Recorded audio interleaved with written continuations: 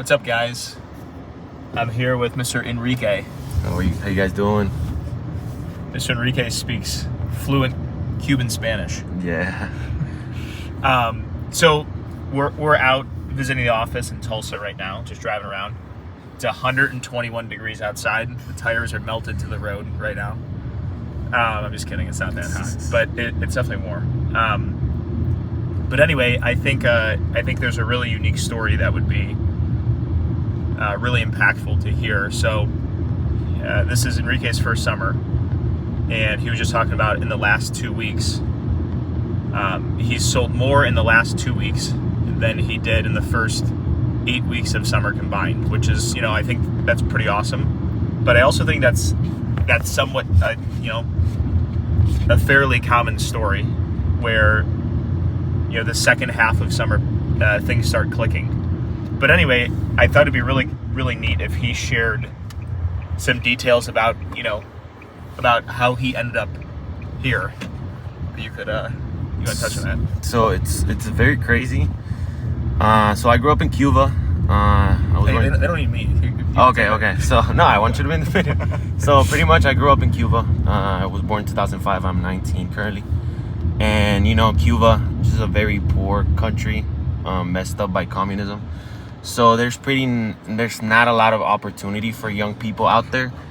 Even if you wanted to pursue a career, go study at university, at the end of the day, a doctor in Cuba makes less than a McDonald's worker here, which I feel like describes the situation in the country right now.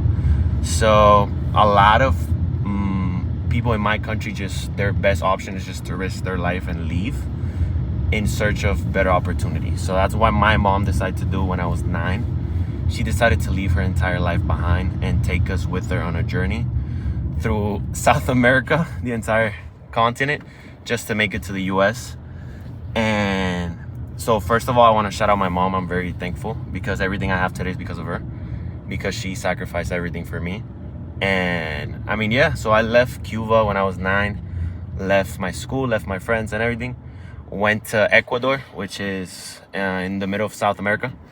And then I was there for a year, and I got to Ecuador by hiding in the cargo part of an airplane, which Brad found very funny. It's crazy. But yeah, I was hiding there for like an hour and 30 minutes, 2 hours. And then when we got to Ecuador, I was there for like a year. And waiting. So you had to fake like you were part of a Spanish or music? Yeah, so I forgot to touch on that. Pretty much, we recorded a fake video in a made-up theater with my mom, my brother, and a bunch of other people playing instruments. And it was 9-year-old me dancing to it, pretending to be in a musical group. That was our way to get out of Cuba, pretending to be a little musical group. So we got to Ecuador. And so you had to pay off a flight attendant? Correct. So when you get to the airport, we flew from Cuba to Venezuela. And to sneak on the plane to Ecuador, you had to pay off a flight attendant so they could sneak you into the cargo part of the plane. So were you a checked bag, or how did that work? Yeah, I had the little ticket. Yeah, pretty much they just sneak you into the cargo part of the plane. You're like all crumbled up. It was like 17 of us. And yeah, we get to Ecuador. Boom, we chill there for a year. It was pretty nice. I like Ecuador. It taught me a lot as well. I was 9 still, but I didn't go to school in the entire year. So of course, a 9-year-old found that very, very nice. So, and that's where I learned English, because since I wasn't going to school, I was like, okay, I'm gonna learn something. I'm gonna do something. So I started studying English online. That's how I kind of learned English a little bit. And then we went from Ecuador to Colombia, crossing the border. And we pretty much just, how would you say that? You pretty much just trusted the cartel with our lives, if you would say. So how does it work? You have to pay the cartel? So yeah, we pretty much asked our family members that were living here already for a loan. It was $7,000 per person. So it was 3 of us.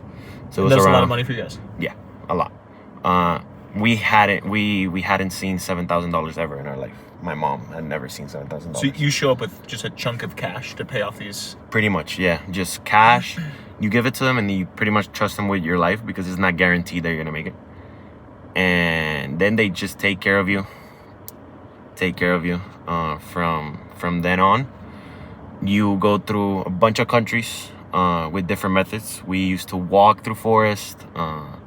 You got through rivers, on roads, and there's good people and bad people out there. So you pretty much have to trust the bad people, that they only care about your money and they don't want to do anything else. That's the worst part about it. So you're not working with Good Samaritans. You're literally paying the cartel. Pretty much, yeah. You're working with criminals. Pretty much, you're trusting criminals with your life. That's pretty much it. And just there was one night. That's the main memory that I have. It was 3 nights actually that we had to sleep in the middle of the forest with animals, any type of animal you could imagine, because we couldn't advance because the patrol was around the forest because they were looking for us. They knew we were there, so we pretty much were just playing hide and seek. And yeah, after that, it was this really big river that that's the most horrible part about it. There was this lady that was crossing with us. She hadn't eaten like a couple of days, so she just lost consciousness, fell on the ground, and the current just dragged her. We never saw her again, so more likely than not, she's not with us anymore. And all of this, I was 9. It's very crazy. So after that, you just go through countries on a little bus. Sometimes you have to hide, sometimes you don't. And every time a cop car would pull us over, you would have to pay them, so that they wouldn't send you back or like rat you out. And then when you get to Mexico, So who's this? This is you, your mom? me, my mom, and my brother, which is 5 years older than me. He's 5 years older. Okay. Yeah, so he was like 14, 15 at the time. So when you get to Mexico, pretty much is your last step before getting here. And you just pretty much cross the border. There's this really big river that the current is very strong. So I was talking to Brad earlier. You pretty much you can't stop walking, because if you stop, the current is going to drag you and you're going to end up God knows where. So we had to walk at a certain angle that allows you to go forward, but at the same time you're walking against the current so that it doesn't drag you. And then when you get to the other side, the people that are helping you out, they just tell you, hey, there's going to be 16 fences. You just have to cross them. When you cross them, they can't take you back. So most people, like grown men, they would have to climb the fences. For us, women and kids, they would dig a hole so you could go under the fence. Like a tunnel? Yeah, like a little tunnel. Because the fence aren't like really in the ground. They're just a little bit. So you just dig a little bit and then you're like through the hole. It was 16 times. And then when you like cross the 16th one, then you're good. You're free. Wow. Yeah, it's nuts. But it's just an experience that I use for fuel. And it's definitely a unique story. Like, and every time I meet someone that went through the same thing or like similar, I actually had a deal that the guy did the same thing as me. So it's pretty nice to know that I had it easy. The way I see it, I had it easy, because I know there's people that don't make it. They lose their life. So I'm very grateful that I'm here today. Especially... How many countries did you go through? So I believe, on the top of my head, I believe it was more than 12.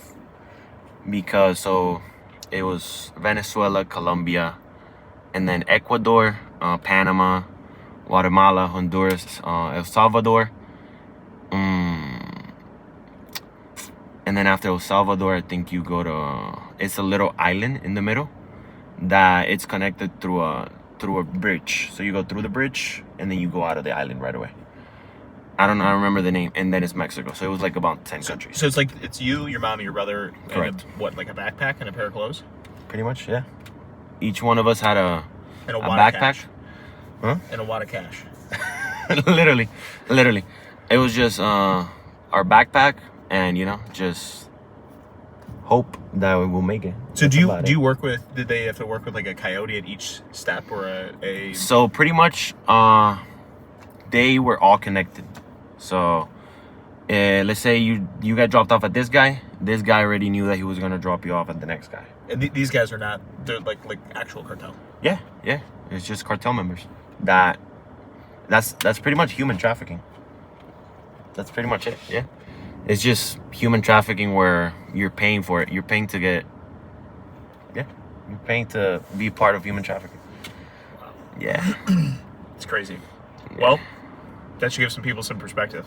That's an awesome story, dude. Thanks for sharing that. For sure, man. Thank you.